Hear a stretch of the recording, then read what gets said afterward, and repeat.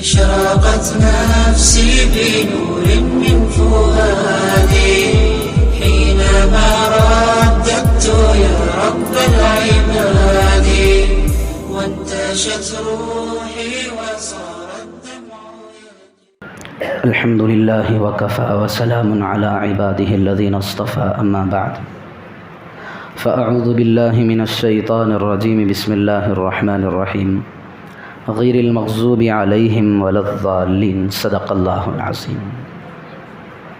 محترم دوستو اور بھائیوں، ابھی جس آیت کی تلاوت کی گئی ہے یہ سورہ فاتحہ کی بالکل آخری آیت ہے۔ اس سے پہلے کی آیت ہے جس کے بارے میں کل تفصیل آ چکی تھی، اہدنا الصراط المستقیم صراط الذین انعمت علیہم۔ کل کی تفسیر کے اندر یہ باتیں آئی تھیں کہ اللہ رب ذوالجلال نے ہمیں بہترین دعا سکھلائی ہے، اہدنا الصراط المستقیم، اے اللہ ہمیں سیدھے راستے کی رہنمائی فرما، صراط الذین انعمت علیہم، ان لوگوں کی راہ عطا فرما جن پر تو نے اپنا انعام فرمایا ہے۔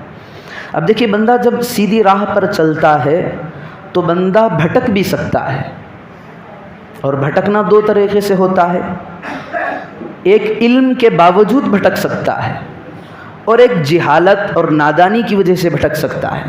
تو اللہ نے اس جملے کو بھی آگے اس امت کو سکھلا رہا ہے، یہ دعا مانگا کرو غیر المغضوب علیہم ولا الضالین، اے اللہ ان لوگوں کے راستے پر نہیں جن پر تیرا غضب نازل ہو رہا ہے، اور گمراہ لوگوں کے راستے پر بھی نہیں۔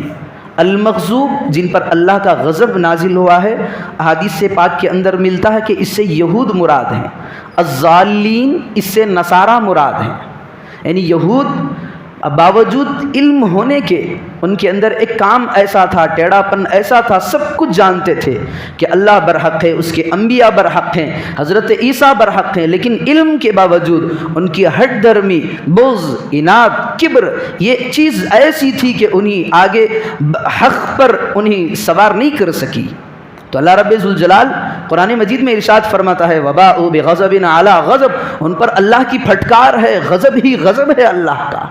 علم تھا، اللہ رب ذوالجلال اس کی مثال سورہ جمعہ کے اندر بھی ارشاد فرما رہا ہے مثل الذین حملوا التوراۃ ثم لم يحملوها كمثل الحمار، ایسے یعنی یہودی ایسے ہیں کتابوں کی کتاب گھول کر پی لیے ہیں، عمل ومل کچھ نہیں تھا ان کے اندر، صرف ایسا لگتا ہے کہ ایک جانور کے اوپر کتابیں لدی گئی ہیں، بس ان کی حالت ایسی ہے، حق بات جانتے ہیں لیکن عمل نہیں کرتے۔ تو اللہ رب ذوالجلال ان باتوں کو رکھ کر کے یہ کہنا چاہ رہا ہے جس بندے کے اندر علم ہے فلاں اللہ کی کتاب ہے، یہ اللہ کا حکم ہے، یہ اللہ نے اس چیز کو ناجائز کیا ہے، اس چیز کو حرام کیا ہے، پھر بھی بندہ اگر اس پر عمل کر رہا ہے، اس کو چھوڑ رہا ہے، شریعت کو چھوڑ رہا ہے، مثلا اللہ رب ذوالجلال نے کفر کو، شرک کو حرام کیا، چوری کو حرام کیا، شراب کو حرام کیا، زنا کاری کو حرام کیا، اگر بندہ اس میں ملوث ہے تو جو یہود کی حالت تھی وہ ان بندوں پر بھی ہوگی، یعنی اللہ کی پٹکاری یہودوں پر بھی ہے اور ہم پر بھی ہوگی۔ کیوں؟ ان میں اور ہم میں ایک ہی بات کا ہے، وہ بھی جانتے ہیں کہ اللہ ان کو حرام کیا ہے پھر بھی عمل نہیں کرتے، ہم بھی جان رہے ہیں کہ اللہ نے بہت ساری چیزوں کو حرام کیا ہے پھر بھی ہم ان پہ چل رہے ہیں۔ پھر دوسری چیز ولا الضالین، راستہ جب آدمی کبھی کبھار ایسا ہوتا ہے چلتے چلتے پیر پھسلتا ہے، اسی کو حق سمجھ کر کے نکل جاتا ہے، اس کو بھی اللہ رب ذوالجلال بیان فرما رہا ہے۔ یہ نصارہ کے بارے میں ہے، اللہ رب ذوالجلال سورہ حدید کے اندر ارشاد فرماتا ہے وَرَهْبَانِيَّةً ابْتَدَعُوهَا مَا كَتَبْنَاهَا، کہ ان کا طریقہ ایسا تھا کہ یہ اپنے مسلک کے اندر، اپنے دین کے اندر چیزوں کی ایجاد کیا کرتے، ان کے اندر انہوں نے ایک طریقے کو ایجاد کیا تھا، وہ کہتے کہ ہم اگر عبادت کرنا چاہیں تو اللہ کی کسی کھوٹری میں کریں گے، ویران جگہ جا کر کے کریں گے، جنگل میں جا کر کے کریں گے، اللہ نے ان پر نازل نہیں کیا تھا۔ حالانکہ یہ سیدھے راستے کی تلاش میں تھے لیکن جہالت تھی ان کے اندر تو راستے سے بھٹک گئے۔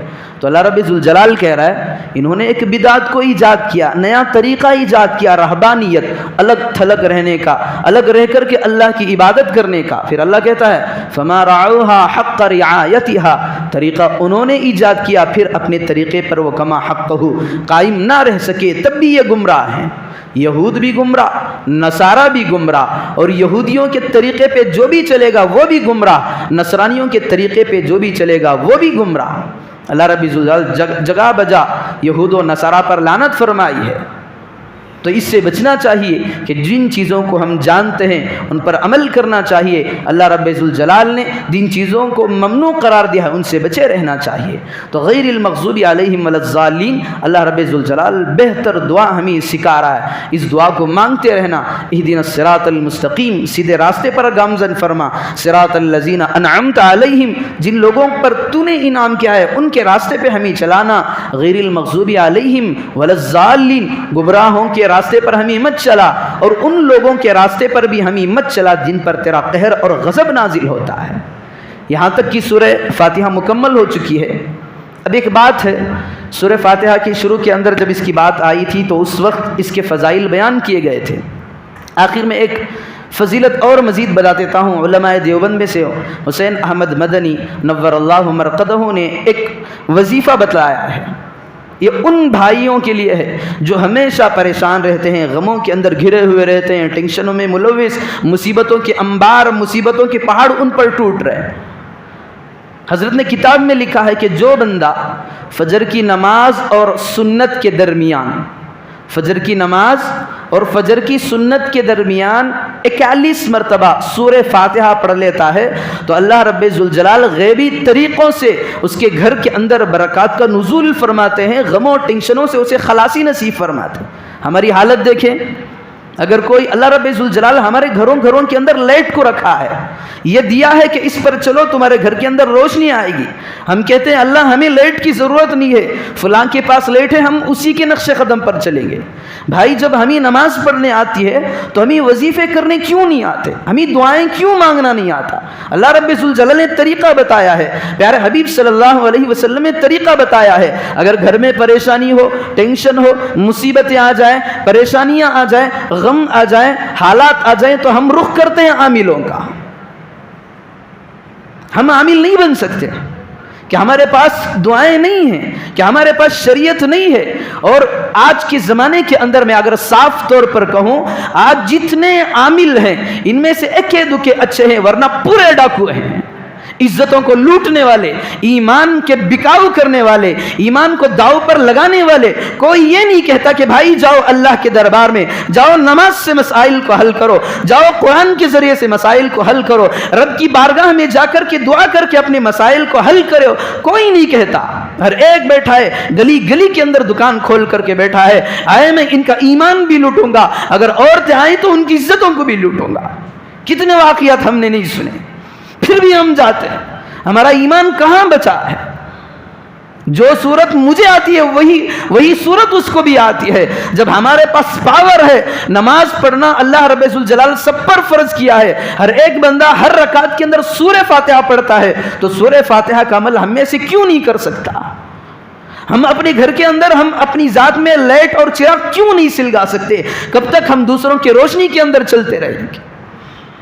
تو یہ مجرب عمل ہے، بزرگان دین کا آزمایا ہوا عمل ہے۔ اگر آزمانا ہو تو ابھی سے شروع کریں۔ فرض نماز سے پہلے شروع کرنا ہے، فرض نماز سے پہلے نماز اور سنتوں کے درمیان کے وقفے میں بس زیادہ سے زیادہ 10 منٹ کا وقفہ لگتا ہے۔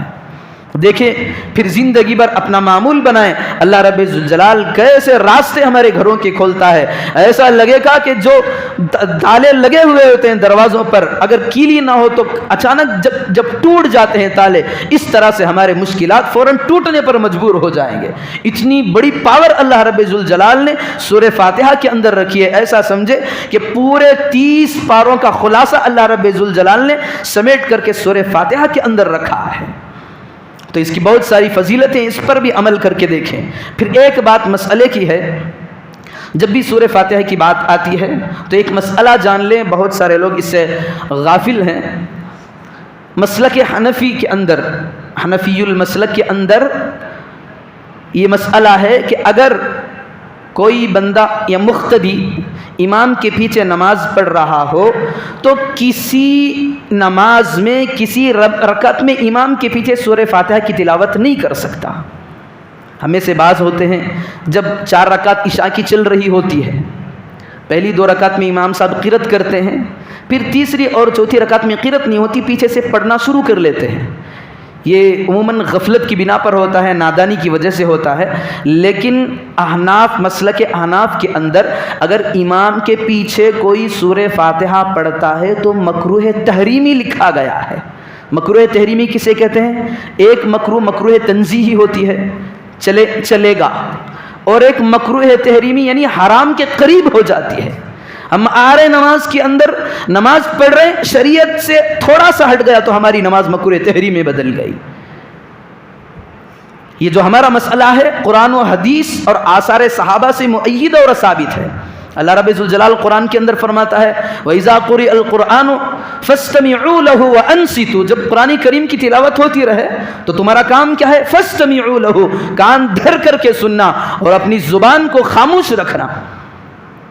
ابن ماجہ کی روایت ہے، حضرت جابر رضی اللہ عنہ کی روایت ہے، حضرت جابر رضی اللہ عنہ فرماتے ہیں من کان لہ امام فقراءۃ الامام قراءۃ لہ، جس بندے کا کوئی امام ہو یعنی پیچھے مقتدی کھڑا ہو تو امام کی قرأت ہی اس کے لیے قرأت ہے۔ صرف آپ کو کرنا ہے تسبیحات پڑھنے ہیں، بس قرأت میں منہ وغیرہ نہیں کھولنا ہے۔ دیکھیں مسئلے کو سمجھے، جب امام کا وضو ٹوٹ جائے گا نماز میں، آپ تمام کا وضو باقی ہے، پھر بھی آپ کی نماز نہیں ہوگی۔ کیوں؟ آپ کی نماز ڈیپینڈ ہے امام کی نماز پر۔ امام کی نماز صحیح تو آپ کی نماز صحیح۔ اگر امام کو سہو ہو گیا نماز میں، آپ سے غلطی نہیں ہوئی، پھر بھی آپ کی نماز نہیں ہوگی جب تک کہ امام سجدے سہو کو نہ کر لے۔ اور امام کی نماز اگر غلطی ہو گئی، اس میں پڑھنے میں کوتاہی ہو گئی، معنی بدل گئے، آپ تو خاموش کھڑے ہیں، پھر بھی امام کی نماز گئی تو آپ کی نماز بھی چلی گئی۔ تو سارا کا سارا دار و مدار آپ کی نماز کا، مقتدیوں کا امام کی نماز پر ہے۔ امام کی قرأت بھی آپ کی قرأت ہوگی، امام کی نماز صحیح ہوگی تو آپ کی نماز صحیح ہوگی، امام کی نماز غلط تو آپ کی نماز بھی غلط ہوگی۔ پھر دوسری بات، اور تھوڑا نیچے آئیں، جب سورہ فاتحہ ہوتا ہے، اب ہم سورہ فاتحہ قرآن کھول کر پڑھتے ہیں، یہ سورہ فاتحہ جو ہے یہ مکمل دعا ہے۔ اس کے اندر آدھی سورت اللہ رب ذوالجلال سے اس کا تعلق ہے، آدھی سورت بندوں سے ہے، بیچ والی ایک آیت کا تعلق، آدھی آیت کا تعلق اللہ سے ہے، آدھی آیت کا تعلق بندوں سے ہے۔ سارا کا سارا سورہ فاتحہ یہ جو دعا ہے، اس کے بعد آمین کہنا چاہیے، چونکہ دعا کا حکم ہے۔ اللہ کے پیارے حبیب صلی اللہ علیہ وسلم نے فرمایا جب دعا کر کے ختم کر لو تو آمین کہا کرو، آمین اے اللہ اس کو قبول فرما، اس کے معنی ہوتے ہیں۔ اچھا، یہ مسئلہ اگر نماز میں آ جائے، امام صاحب سورہ فاتحہ پڑھ لے، پیچھے وللضالین کہے، پھر ادھر سے پیچھے سے شور اڑ جاتا ہے ایک بڑی لمبی آواز کے ساتھ۔ ان روایتوں کے اندر اختلاف ہے، لیکن ہمارا مسلک یہ ہے کہ آمین کہنا چاہیے، اتنی آواز سے نہیں کہ مسجد کی چھت اڑ جائے۔ عموماً ایسا ہوتا ہے کہ ایک دو کی آوازیں آتی رہتی ہیں، یہ طریقہ نہیں ہے۔ ہمارا طریقہ یہ ہے کہ آمین کہیں بالکل آہستہ سے۔ ہم اس ذات کو سنا رہے ہیں جو کالی رات پر کالی چونٹی چلنے کی دل کی دھڑکن کی آواز کو جانتا ہے، تو ہم بلند آواز سے کیوں پڑھیں؟ نماز کا طریقہ ہے، نماز میں شور و شرابہ بھی ہونا نہیں چاہیے۔ اصل طریقہ یہ ہے دعا کے اختتام پر آمین کہیں تو آہستہ کہیں۔ تو یہ ساری چیزیں سورہ فاتحہ کے ضمن میں آتی ہیں۔ آج سورہ فاتحہ کی مکمل صورت ہو گئی، انشاءاللہ کل اللہ رب ذوالجلال سے دعا فرمائیں کہ سنی ہوئی باتوں پر عمل کی توفیق عطا فرمائیں۔